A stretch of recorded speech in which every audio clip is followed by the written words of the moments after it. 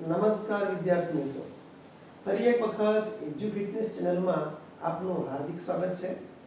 આજે આપણે છે ધોરણ 8 ની અંદર અને અન્ય સ્પર્ધાત્મક પરીક્ષાઓની અંદર જે દાખલાઓની અંદર આકૃતિઓની સંખ્યા પૂછતા હોય છે, તો આજે હું તમને છે એ ચોરસ, લંબચોરસ અને ત્રિકોણ આ ત્રણેય આકૃતિઓ છે એમાં ચોરસની, લંબચોરસની, ત્રિકોણની કેટલી આકૃતિઓ છુપાયેલી છે અને એને ઝડપથી કઈ રીતે શોધી શકાય એના માટેની શોર્ટ ટ્રીક લઈને તમારી સામે આવ્યો છું। તો આપણે એ શીખીશું। સૌપ્રથમ જોઈએ ચોરસ છે।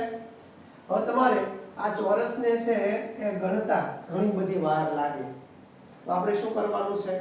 સૌપ્રથમ આ ચોરસની આ આકૃતિની અંદર કેટલી ચોરસની આકૃતિઓ છે એ શોધવા માટે સૌપ્રથમ આપણે ક્રમ નંબર આપીશું 1, 2, 3 અને 4।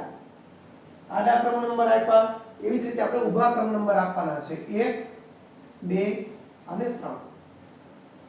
ક્રમ નંબર આપ્યા બાદ આપણે છે એ પ્રોસેસ 1 સુધી લઈ જવાની છે। શું કરીશું?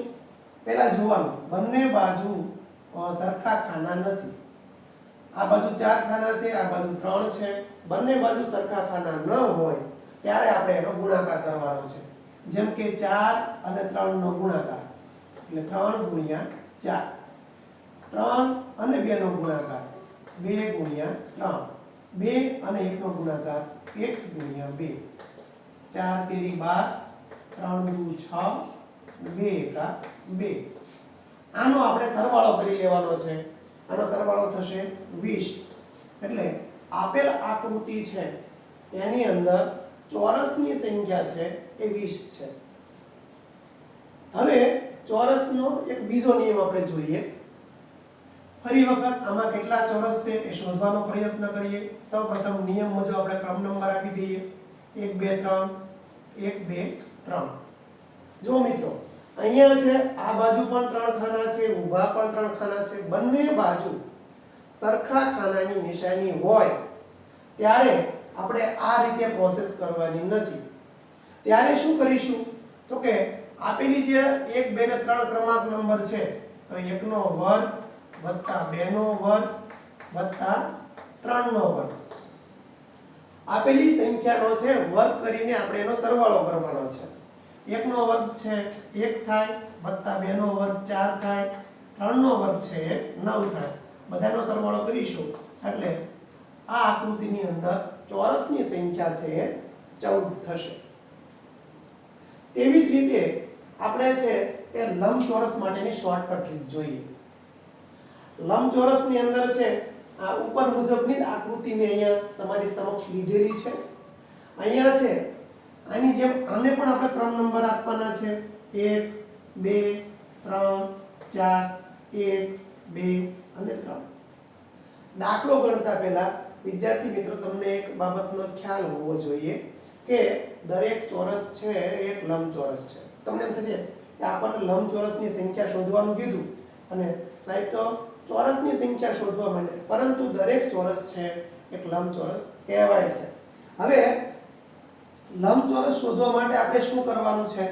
તો કે આ જે આડી લાઈન છે એનો આપણે સરવાળો કરીશું। તો કે 4 ને 3 7, 7 ને 2 9, 9 ને 1 10, આનો સરવાળો આવ્યો 10। એવી જ રીતે આપણે ઊભો સરવાળો કરીશું 3 ને 2 5, 5 ને 1 6, આનો સરવાળો થયો 6, આનો સરવાળો થયો 10। હવે આપણે કરવાનો છે આ બંનેનો ગુણાકાર એટલે કે 6 ગુણ્યા 10 બરાબર 60। એટલે આપેલ આકૃતિની અંદર લંબચોરસની સંખ્યા થશે 60। તેવી જ રીતે વિદ્યાર્થી મિત્રો અહીંયા જોઈએ આમાં લંબચોરસ કેટલા છે, આને પણ ક્રમ નંબર આપી દઈએ 1, 2, 3, 1, 2, 3। અહીંયા છે એ લંબચોરસ શોધવા માટેની બીજી રીત નથી, એક જ રીત કાફી છે। આને પણ આપણે સરવાળો કરીશું, ભલે બંને બાજુ સરખા ખાના હોય તો પણ આપણે એનો સરવાળો કરવાનો છે। 3 ને 2 5, 5 ને 1 6, 3 ને 2 5, 5 ને 1 6, આ બંનેનો ગુણાકાર કરીશું 6 ગુણ્યા 6 બરાબર 36। એટલે આપેલ આકૃતિની અંદર 36 લંબચોરસ થશે। તેવી જ રીતે આપણે ત્રિકોણની વાત કરીએ તો સામાન્ય રીતે છે એ આમાં કેટલા ત્રિકોણ છે આપણને ખ્યાલ હોતો નથી, તો એને ઝડપથી કઈ રીતે શોધી શકાય ત્રિકોણની સંખ્યા, તો આપણે કંઈ કરવાનું નથી, ફક્ત આપણે ક્રમ નંબર આપવાનો છે 1 2 3 અને 4. ક્રમ નંબર આપ્યા બાદ આપણે એનો સરવાળો કરવાનો છે. 4 ને 3 7, 7 ને 2 9, 9 ને 1 10. આપેલ આકૃતિની અંદર 10 ત્રિકોણ થશે. તેવી જ રીતે અહીંયા તમારી સમક્ષ બીજી આકૃતિ આપેલી છે. હવે એમાં સૌપ્રથમ આ મોટા છે એ ત્રિકોણ છે એને આપણે ક્રમ નંબર આપીએ 1 2 3 અને 4. આને ક્રમ નંબર આપીએ 1 અને 2. આને ક્રમ નંબર આપીએ 1 2 અને 3. હવે સૌપ્રથમ આપણે આનો સરવાળો કરીશું. 1 ને 2 3, 3 ને 3 6, 6 ને 4 10. આનો સરવાળો થયો 10. 2 ને 1 3 અને 3 ને 2 5 ને 1 6. ટોટલ કેટલા થયા? તો કે 3 10 6 એટલે કે 19. આપેલ આકૃતિની અંદર છે વિદ્યાર્થી મિત્રો કે ત્રિકોણની સંખ્યા 19 થશે.